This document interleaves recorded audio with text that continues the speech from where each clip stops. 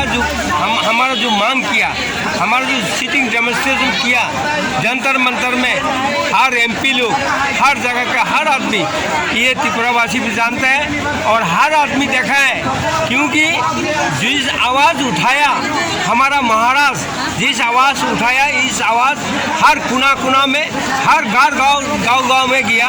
लेकिन ये ग्रेटर त्रिपुरालैंड होने चाहिए, होगा, ये कोई किसी नहीं रुक सकता। दिल्ली जाने से कितना तक सक्सेस मिला अभी भी?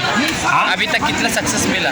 हमारा बहुत सक्सेस हो गया। हर जनता आवाज़ उठाया, त्रिपुरावासी जितना जनता है, गांव में जनता है, कृषि आंदोलन में जंग कर रहे, वो लोग सब हमारा महाराष्ट्र को सपोर्ट किया और ग्रेटर त्रिपुरालैंड को सपोर्ट किया। हर त्रिपुरावासी को नमस्ते जाता है। हम दो बात इधर ही खत्म करें। ये आंदोलन में बहुत एमपी आया है, महाराष्ट्र का एमपी और असम का एमपी और गुजरात का एमपी, सब एमपी ने हम लोग को मदद किया और दिल्ली का एमपी भी आया था।